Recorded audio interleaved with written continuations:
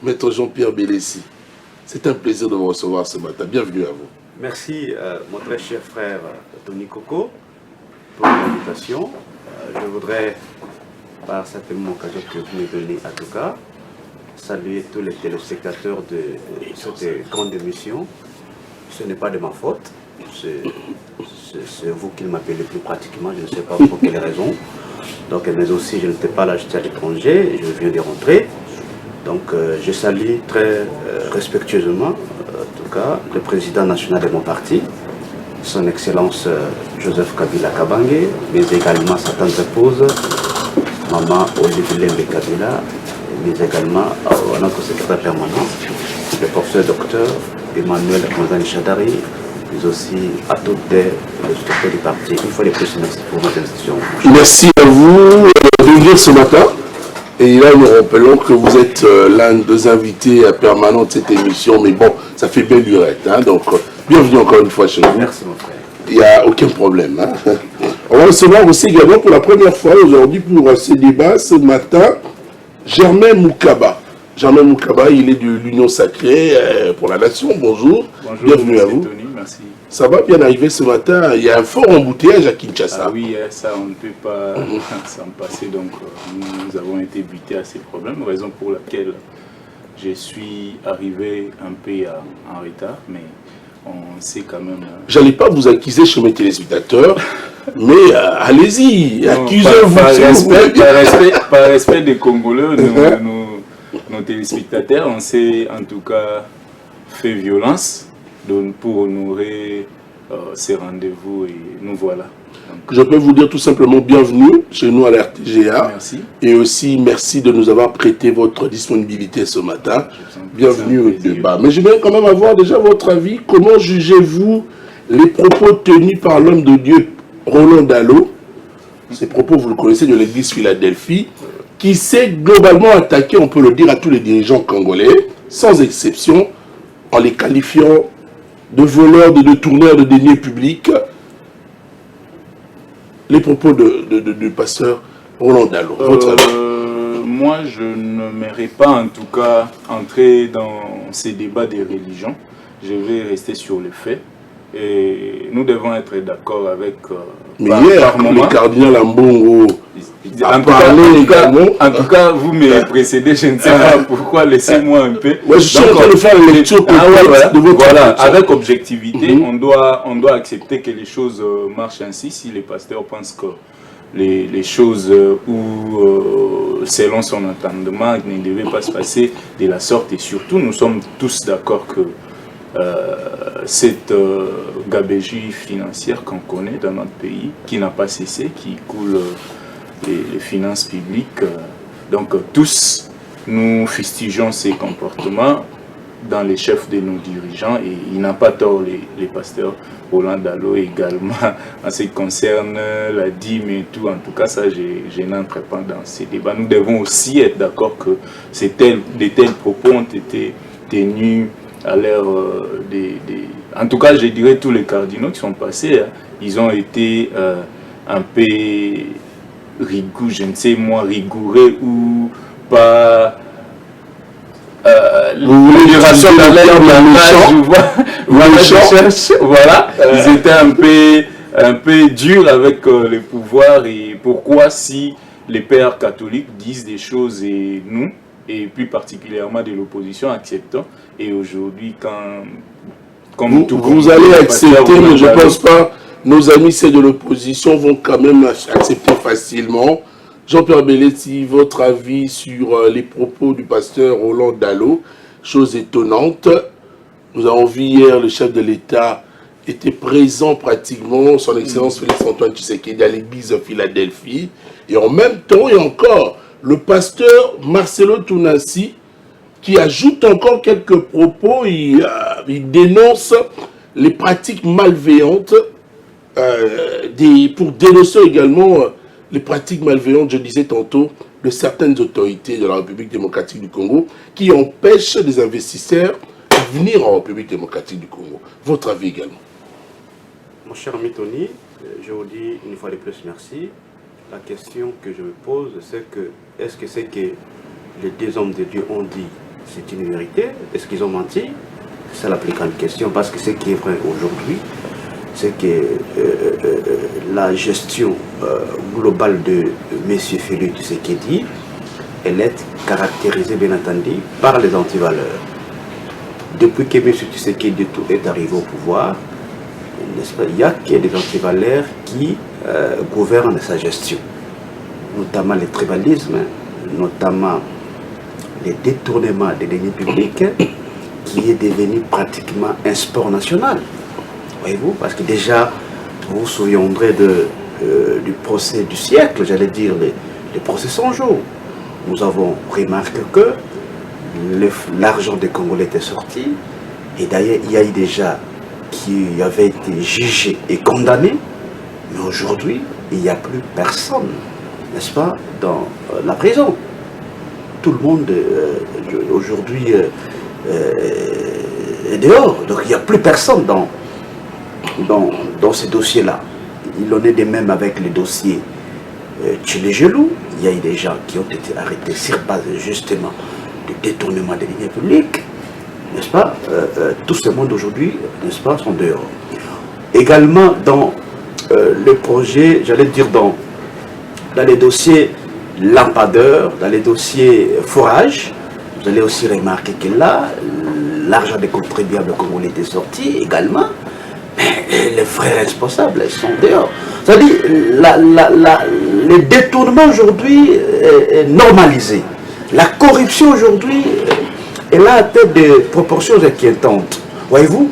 Donc je pense que nous avons des dirigeants qui ne soucient guère des conditions de vie du peuple congolais. C'est-à-dire, ils sont que là pour leurs intérêts personnels et mesquins. Ils sont là que pour leurs intérêts, j'allais dire les intérêts de leurs enfants, de leurs femmes, de leurs concubines et consorts, abandonnant ainsi la grande majorité dans une misère incroyable. Parce qu'aujourd'hui, mon cher ami Toini, ce qui est vrai évident, c'est que les conditions de vie du peuple congolais ne font que se dégrader chaque jour. Depuis que M. Tshisekedi est arrivé au pouvoir, tous les indicateurs macroéconomiques sont au rouge. Tous les indicateurs socio-économiques sont au rouge. Aujourd'hui, mon cher ami Tony, la misère est en train de gagner du terrain. La pauvreté est en train de gagner du terrain. Et c'est là dans tous les domaines de la vie nationale. Voyez-vous? Donc, vous avez fait pratiquement plus de 18 ans au pays, vous êtes du PPRD, je le vois. Qu'est-ce que vous proposez aujourd'hui au président Félix Tshisekedi? En fait, moi j'attends ce discours-là, vous avez fait 18 ans pour vous, mais vous avez fait une étude comparative. Vous avez une expérience acquise. Attendez, mon cher ami Tony, faites une étude comparative de la gestion de M. Joseph Kabila et celle de Tshisekedi. N'est-ce pas? Je n'ai pas la prétention de dire ici que la gestion de Joseph Kabila était complètement rose. Je n'ai pas cette prétention-là, mais aujourd'hui, il n'y a pas faute, il n'y a pas match avec la gestion de M. Tshisekedi. Parce que lorsque vous lisez un grand philosophe, Adam Smith, dans sa conception bilatère de la théorie de l'économie politique, cet homme politique, j'allais dire c'est scientifique, qu'on soit un homme politique comme celui qui par sa gestion procure la paix sociale. Et d'ailleurs, il est allé très loin en disant que pour juger la capacité de gestion d'un pouvoir, c'est le panier de l'aménageur. C'est l'indice le plus important pour juger la capacité de gestion d'un pouvoir. Aujourd'hui, mon cher Mitoni, allez au marché, vous allez remarquer que tous les prix de denrées alimentaires ont sensiblement augmenté. C'est une vérité, c'est une réalité, mon cher ami. Donc, de ce point de vue-là, M. Tshisekedi n'arrive pas à juguler, à trouver des solutions, n'est-ce pas, aux problèmes du peuple congolais. Aujourd'hui, n'est-ce pas, la question de l'insécurité criante sur toute l'étendue du pays, et plus particulièrement à l'est du pays, la question de l'électricité, l'eau, n'est-ce pas, les routes aujourd'hui à Kinshasa, pour moi à Kinshasa, c'est tout un casse-tête, les embouteillages par-ci et par-là, c'est-à-dire même pour réguler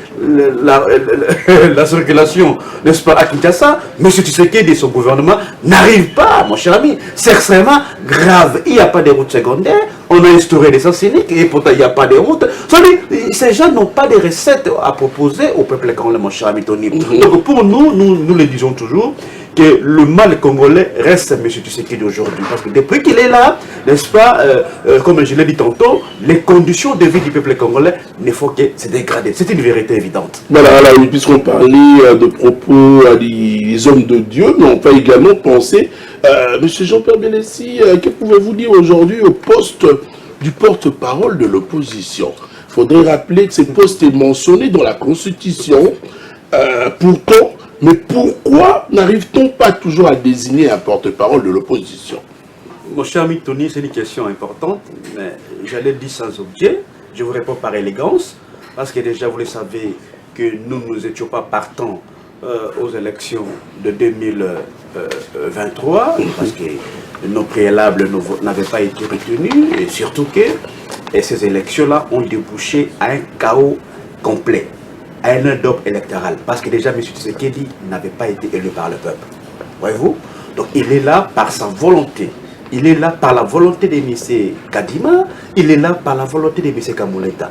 Ce sont les deux messieurs qui l'ont placé à la tête du pays. Voyez-vous?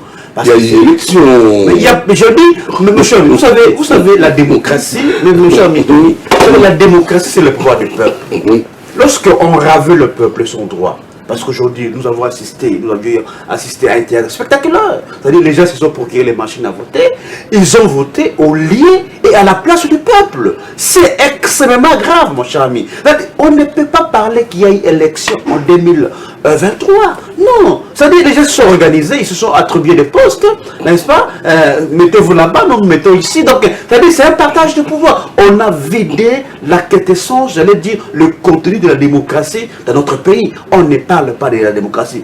Bon, on sait qu'on concerne le porte-parole de l'opposition, ça ne nous intéresse pas. Parce que déjà, nous contestons, nous remettons en cause toutes les autorités qui ont été issues, n'est-ce pas, de ces élections, qui étaient des élections chaotiques, mon cher ami.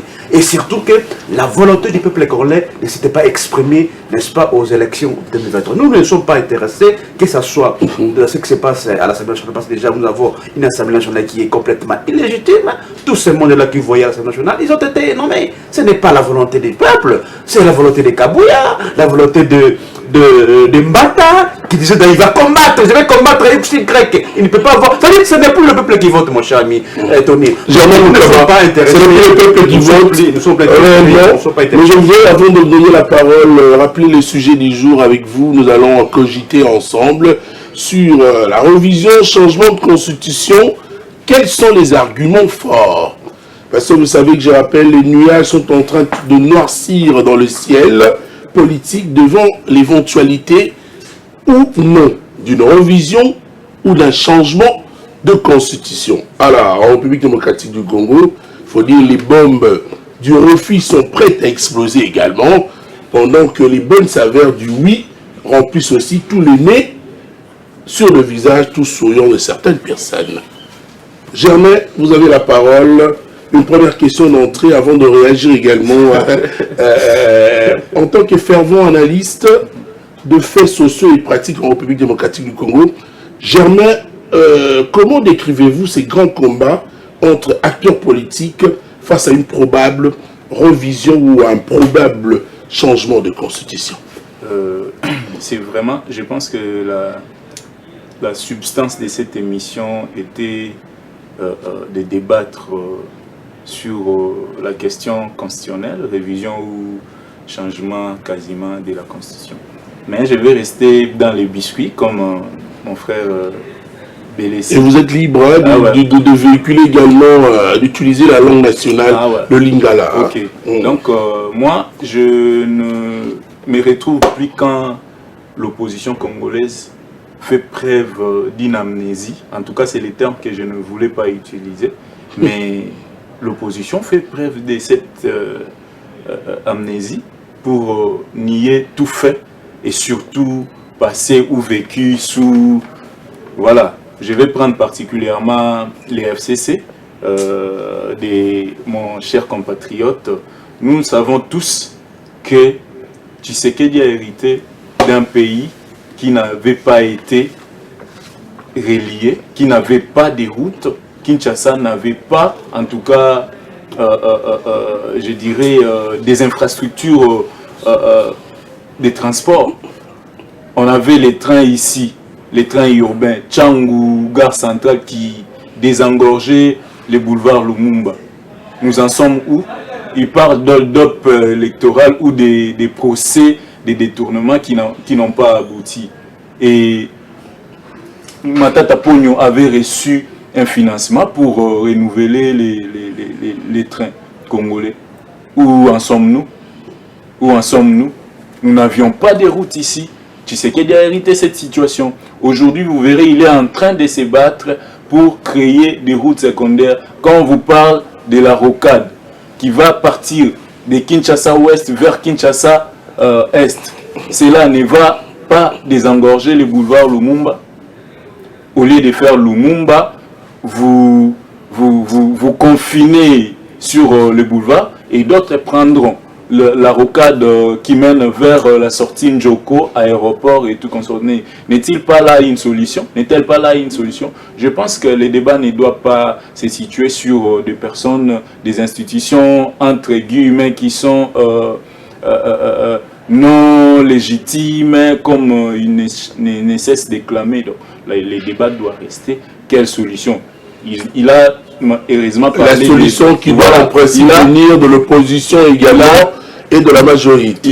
Il a tout à l'heure là parlé de la comparaison, parallélisme, et s'il faut faire ces parallélismes entre les 18 ans et les 6 ans en cours que Tshisekedi a fait, et allons de secteur à secteur, qu'ils me disent quel secteur marchait, qu'aujourd'hui il y a régression, je ne sais pas. Et en économie, vous verrez qu'il y a des efforts qui sont en train d'être faits.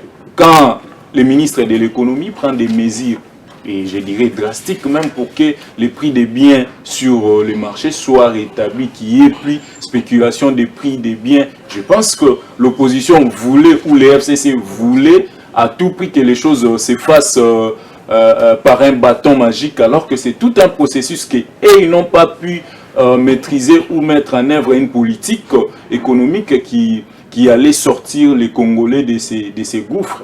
Nous sommes restés dans ces paradigmes et Tshisekedi et ses équipes essayent de trouver des voies et moyens de sortie, et on ne doit pas cracher sur ces efforts. Quand vous avez dirigé, nous on connaît, nous étions à l'opposition, on sait faire l'analyse, on sait décrypter la situation économique et politique du pays sous Joseph Kabila.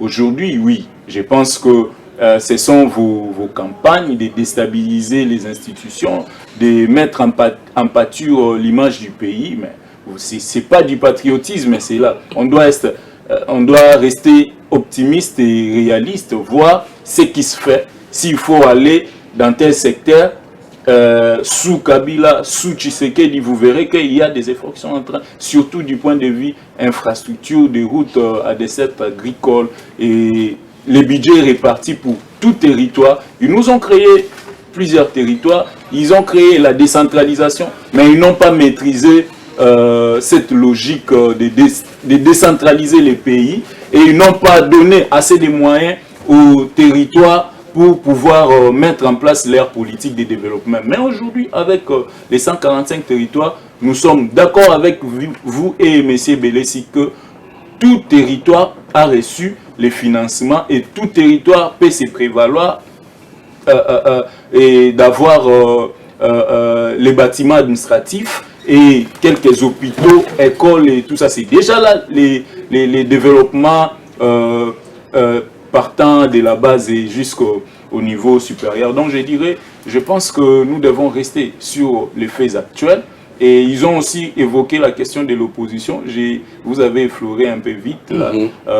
Moi je pense que les porte-parole de l'opposition, c'est question de vantardise. Il y a certains qui pensent être les plus prépondérants que les autres et qui ne doivent pas se mêler dans cette politique ou ces conciliabules entre opposants. Certains se disent, voilà, j'envoie mes poulains et tout ça. Mais ils attendent à la fin qu'ils puissent avoir la grande partie de leur partage. Donc, nous sommes en train de voir la politique a prévu que l'opposition ait son fonctionnement, ils fonctionnent, ils sont gâtés par ses pouvoirs, l'opposition est gâtée, il n'y a pas des répressions comme il était le cas au temps des Bélési. Donc ils peuvent manifester, ils peuvent dire, ils sont libres, ils ne sont pas inquiétés. Après l'émission, il va prendre son taxi, il rentre calmement, pas d'inquiétude. Donc il faut des progressions démocratiques de ces gens, appréciés même devant les téléspectateurs, ça serait logique avec vous. Germain, comment décrivez-vous ce grand combat entre acteurs politiques face à une probable revision ou à un probable changement de constitution? Dans tout ça, Germain, est-ce que selon vous, pour bien ajouter une question, le peuple congolais est suffisamment bien informé sur les enjeux actuels face à ces gestes de grande étendue politique? Je remercie M. Tony Koko pour cette occasion encore de plus où on aura le temps d'expliquer à notre population la quintessence ou l'opportunité de réviser ou de changer quasiment cette constitution. Cette constitution, elle émane de l'accord de l'Émirat que l'AFDEL nous a amené. Ok? Vous verrez des dispositions qui donnent des droits assez exagérés aux étrangers, aux groupes rebelles qui ont accompagné le pouvoir de l'AFDEL à l'époque. Et par après, quand ils sont allés dans l'air pour parler, vous verrez que l'avant-projet même de la constitution congolaise rédigé par les Congolais a été mis de côté pour adopter les projets amenés par les rebelles et émaner des conciliabules entre le pouvoir de l'AFDEL et les rebelles qui l'accompagnaient à l'époque. Et je pense que la population aura toujours une grande partie, et c'est elle, les décideurs, je dirais, de cette constitution, le changement ou la révision de cette constitution. Donc la présente constitution elle-même prévoit des voies et moyens comment aboutir à cette révision constitutionnelle. Donc rien ne sera fait sans cette population. Raison pour laquelle je me dis, ou j'en appelle à l'opposition, je leur dis, je lance ces messages à l'opposition congolaise de laisser la population, puisque tout va se passer par une voie référendaire.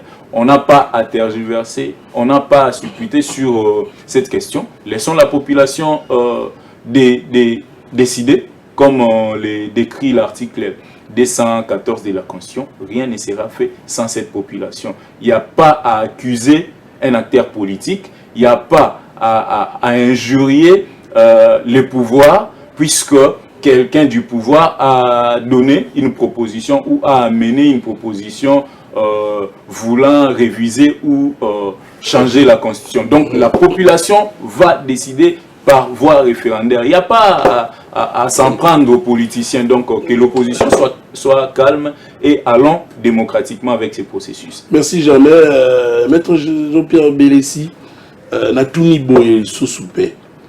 Si le peuple est suffisamment informé, pour les politiciens, il y a une notion pour le peuple. Il faut rappeler que sur le plan démographique, le peuple, c'est la plus grande, plus dense couche de la population. Malheureusement, on a tendance de l'écraser, de l'oublier également. Alors, êtes-vous sûr que tous les peuples sont suffisamment bien informés sur ce qui est important dans cette opération? Puisque du côté du FCC, Front commun pour le Congo, chez vous, le voix s'élève pour dénoncer ce qu'ils appellent de manœuvres visant à éterniser le pouvoir actuel. Donc, son numéro 1, vous en avez quelle lecture? Mon cher ami Tony, pardon, une fois de plus, merci pour la parole. Je pense que j'aurai le même temps d'antenne que vous avez accordé à mon co-débatteur. 3 minutes. Il a fait 15 minutes. Oh. Sinon, ce serait la fin de l'émission. Non, sincèrement, j'ai regardé de mon montre. Il a fait 15 minutes et 30 secondes. Alors, mon cher ami Tony, vous savez, nous sommes venus sur ce plateau pour réfléchir. Et c'est vous qui nous posez des questions. Et nous répondons justement à vos questions pour éclairer la lanterne du peuple congolais. Alors, je vais, avant de poursuivre, faire quelques répliques assassines. Bon, je ne voudrais même pas rentrer dans les énormités de mon co-débatteur parce qu'il ne vous a pas véritablement répondu à vos questions. Alors, déjà, lorsqu'il me dit de faire une étude comparative, soit un parallélisme dans les différents domaines que nous avons dans ce pays. Alors, je lui donne un cas concret, les domaines sécuritaires, parce qu'il veut que j'entre dans ce domaine-là. Je vais lui donner des statistiques, des chiffres. Déjà, lorsque Joseph Kabila quitte le pouvoir, il a remis à M. Tshisekedi ce pays entier. C'est-à-dire notre pays qui a 26 provinces et 145 territoires. Et bien entendu, il avait remis à M. Tshisekedi ce pays entier. Mais aujourd'hui, le pays est pratiquement occupé. Il y a plusieurs localités qui sont déjà occupées par le 1-23. Déjà, de ce point de vue-là, n'est-ce pas, il y a un recul du point de vue sécuritaire. Alors, deuxième élément, M. Joseph Kabila va quitter le pouvoir. Il a laissé moins de 45 groupes armés à l'Est. Je suis à la télévision, ce sont des chiffres qui sont certifiés à la MONUSCO. Aujourd'hui, nous avons tous suivi les discussions qui a eu lieu en Nairobi entre notre gouvernement et les groupes armés à l'Est du pays. Aujourd'hui, on vient de recenser une affaire de 250 groupes armés qui opèrent aujourd'hui à l'Est du pays. C'est-à-dire, là encore, nous avons là un recul du point de vue et sécurité. Je peux lui donner des exemples. Aujourd'hui, le Congo, Joseph Kabila n'avait pas laissé une armée étrangère sur les sols congolais en dehors de la MONUSCO. Déjà, à l'époque, il demandait les retraits progressifs de la MONUSCO. Aujourd'hui, nous avons plusieurs armées étrangères sur les sols congolais. C'est-à-dire, là aussi, nous avons là un recul du point de vue. Je peux donner autant d'exemples qui démontrent que M. Tshisekedi est venu remettre en cause tous les acquis qui ont été enregistrés par le leadership fort de Joseph Kabila. D'ailleurs, j'ai déjà compris ces rengaines négationnistes qui consistent à minimiser tous les efforts qui ont été enregistrés par la RDC sous la dispensation politique de Joseph Kabila de 2001 à 2018. Parce que, disons-le clairement, mon cher ami Tony, ce pays était presque en lambeaux, j'ai dit en lambeaux, ensanglanté par la guerre. J'ai dit ensanglanté, mais Joseph Kabila à parvenir non seulement à réunifier ces pays, à les pacifier, mais également à les démocratiser. Ce sont les acquis que Joseph Kabila il a enregistrés. Je ne voudrais pas faire une émission de dire complètement au bilan de Joseph Kabila, sinon je vais... Et d'ailleurs, vous êtes arrivé en retard, mettre fin à cette entrevue. Je vais m'atteler. Je discute avec les rebelles. Alors, s'il vous plaît, monsieur, s'il vous plaît. C'est un débat intelligent. Allez-y. Alors, je rentre dans la question que vous avez posée. Déjà, mon cher ami, vous savez, moi je suis un juriste cérébral, je ne sais pas la formation scientifique de mon co-débatteur. J'avais voulu avoir en face de moi un juriste pour qu'on fasse un débat technique. Alors, déjà permettez-moi s'il vous plaît. Rassurez-vous. Oui. Alors, en fait, déjà, il faudra ici scinder les deux concepts. Parce que ce sont des concepts qui sont distincts en droit et qui ont également des conséquences juridiques différentes. Il faut les scinder. Ce n'est pas la même chose. Et d'ailleurs, c'est ça l'ambiguïté qu'ils sont en train de créer. Ils ne savent pas dire ce qu'ils veulent. Est-ce qu'ils sont pour le changement? Est-ce qu'ils sont pour la révision? Qu'ils nous disent. Et maintenant, s'ils sont pour le changement, voici les raisons, voici les motivations. Et s'ils sont pour la révision, voici les raisons, voici les motivations. Comme ça, là, nous allons faire un débat intelligent. Et nous donner les contenus des dispositions qu'ils veulent soit modifier et nous donner les raisons pour lesquelles ils veulent changer la Constitution. C'est comme ça qu'on fait un débat. Déjà, mon cher ami, moi je pense humblement que déjà les discours de M. Tshisekedi à Kisangani, mais aussi les discours de M. Tshisekedi Lubumbashi, pour moi constituent une véritable, j'allais dire, provocation. Mais également une provocation qui est accompagnée par la distraction. C'est-à-dire, M. Tshisekedi veut détourner l'attention du peuple congolais aux questions majeures, aux problèmes majeurs qui traversent ce pays. C'est-à-dire le problème, je l'ai dit ici, le problème d'eau, le problème de courant, le problème de route, tout ça. Alors, comme il n'arrive pas à trouver des solutions à ces problèmes-là, alors il veut détourner l'attention. Parce qu'aujourd'hui, dans tous les plateaux de télévision, on ne parle que soit de changement, soit de révision. Voilà. Alors, mon cher ami, ça me fait très mal lorsque j'entends nos amis en train de réfléchir sur ces des concepts, mon cher ami. Et j'avais voulu utiliser quelque fois très fort, mais je me suis réservé. Il va jusqu'à le changement. C'est extrêmement grave, mon cher ami. Déjà, d'entre-deux-jeux. La révision de la Constitution n'est pas un sujet tabou, parce qu'elle est prévue dans la Constitution. Article 218, si je ne me trompe pas, voyez-vous, c'est constitutionnel. C'est-à-dire, on donne à 4 catégories de personnes qui vont, bien entendu, procéder à... C'est-à-dire... Mais vous, du côté du FCC, vous appuyez sur l'article 219. J'en viens. Non, c'est même pas ça. C'est même pas ça. Parce que, mon cher ami, je l'ai dit ici, c'est aucune révision de la Constitution ne peut intervenir. C'est l'une des raisons, mon cher ami, parce que nous avons plusieurs raisons. Déjà, il y a la première question, c'est la question de l'opportunité. Est-il opportun aujourd'hui de réviser la Constitution, de réviser la Constitution? Ça, c'est la première des questions. Est-ce que cette Constitution, mon cher ami, empêche le développement de notre pays? Est-ce qu'il y a une disposition de la Constitution qui bloque l'action du gouvernement? Elle a été calée sur mesure. Pas du tout, ce sont des prétextes. C'est-à-dire qui nous démontrent une disposition qui empêche que notre pays soit développé, soit qui empêche l'action du gouvernement. Ça serait un débat intelligent. Il n'y en a pas. C'est-à-dire, il y a question d'une opportunité. Deuxième raison, c'est celle que vous avez dit ici, c'est-à-dire, il y a un verrou constitutionnel, parce qu'on ne peut pas réviser la Constitution lorsqu'on est dans un état de siège, état de guerre. L'article 219. Exactement. Mais la troisième raison, parce que nous avons plusieurs raisons, c'est que, vous savez, la procédure d'une révision constitutionnelle reste parlementaire. Et nous avons un parlement qui n'est pas légitime. Nous avons des députés et des sénateurs qui n'ont pas qualité de toucher à la Constitution. C'est-à-dire, je peux vous donner plusieurs raisons. Mais en ce qui concerne les changements, cher ami, parce que les changements, c'est notre débat, mon cher ami Tony. Je ne comprends pas la facilité avec laquelle nos amis parlent des changements de la Constitution. C'est extrêmement grave. Pour qu'on parle du changement de la Constitution, mon cher ami Tony, il faudra ce qu'il y ait des événements majeurs qui viennent bloquer, n'est-ce pas, le fonctionnement régulier. Malheureusement, un bon débat, nous devons... C'est pas possible, non. Nous devons épiloguer parce que nous avons une deuxième partie. Une deuxième partie qui commence. C'est pas possible. Vous êtes arrivé en retard. Non, mon cher ami, laissez-moi le temps de réfléchir. Allez-y, quelques dernières minutes. C'est pas possible. Ça fait peut-être mal, je ne sais pas. Non, ça fait... Alors, on vient à peine d'arriver, mon cher ami. Mais pas 30 minutes de débat, mon cher ami. Au fait, la télé, on n'attend pas à la télé. C'est pas possible. On a commencé à aller...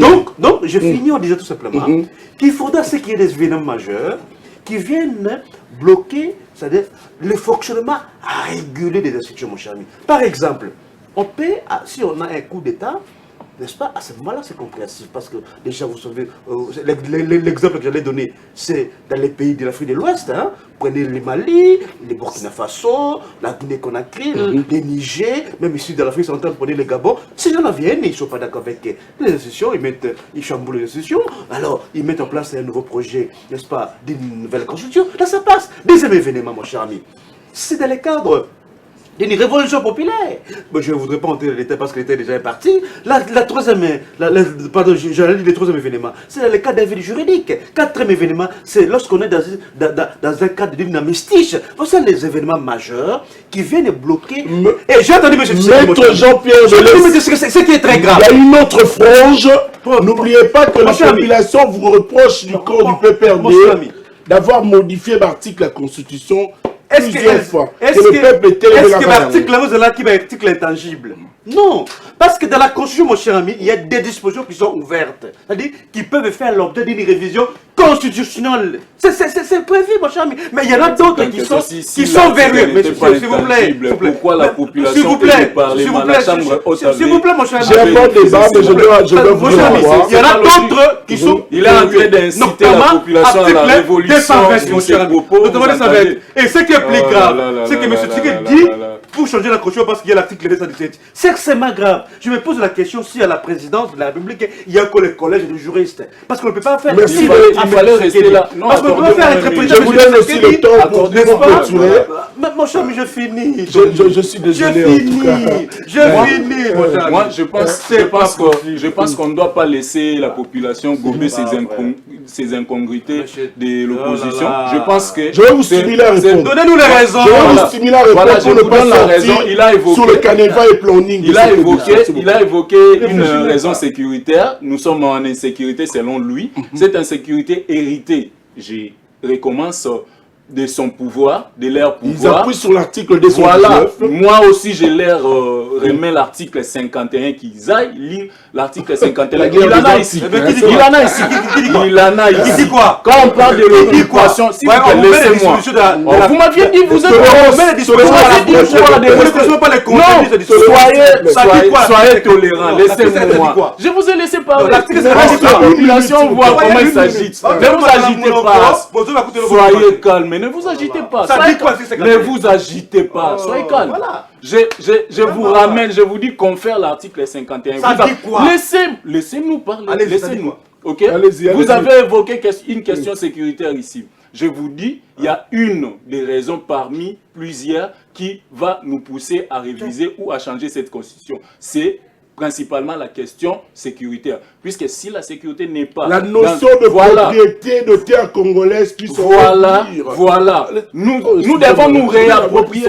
Nous devons nous réapproprier de l'entièreté de notre terre.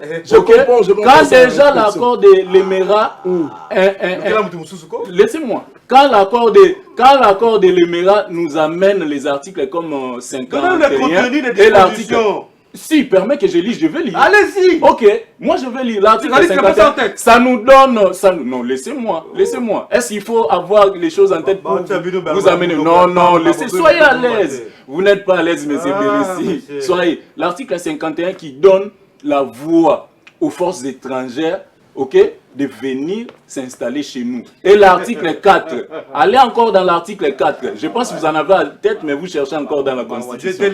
Voilà, allez 51, lisez et puis on reste sur le fait. L'article 4 encore, qui donne la possibilité. Nous avons connu ici la question de la création de la commune de Minembwe. Créer sous les minorités. Qui sont minorités? Ce sont les pygmées qui sont minorités. Vous voyez qui sont ce sont les pygmées qui sont minorités. L'État a le devoir voilà.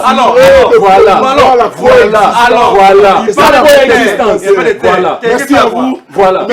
Non,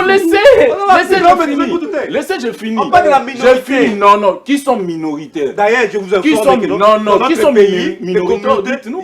Ce sont les pygmées. Non, les pygmées. Ah voilà. Chez les Banyamulenge sont des pygmées. Non, Banyamulenge sont des pygmées. Merci à vous de venir. Il faut être à l'aise, laisser l'autre pousser les arguments. Le temps, nous allons récupérer. Non, personne. Il fallait avoir du temps. Il fallait avoir du temps et débattre sur la question. Laissez tomber, papa. Hors caméra, on va rester hors caméra. Merci. Fiestambo, on va revenir. On reste hors caméra.